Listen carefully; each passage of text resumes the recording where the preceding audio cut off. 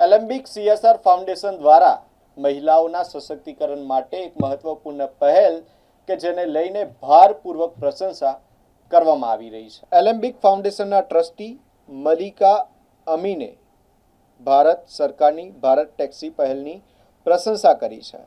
Bharat ટેક્સીએ Alembic foundation સાથે ભાગીદારી કરીને પિંક ઓટો રિક્ષા ચલાવતી 15 મહિલાઓને પોતાના પ્લેટફોર્મ સાથે જોડવાનો નિર્ણય કર્યો છે।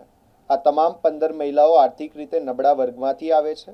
આ મહિલાઓને એલેમ્બિક ફાઉન્ડેશન દ્વારા ફોર હર વિથ હર અભિયાન હેઠળ સહાય આપવામાં આવી હતી, જેથી તેઓ પોતાની પિંક ઓટો રિક્ષા ખરીદી અને ચલાવી શકે અને સ્વનિર્ભર બની શકે।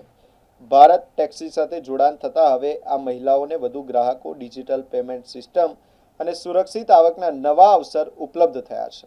આ પ્રસંગે મલિકા અમીને જણાવ્યું હતું કે આ ભાગીદારી સામાજિક પરિવર્તન માટેનું એક ઉત્તમ ઉદાહરણ છે।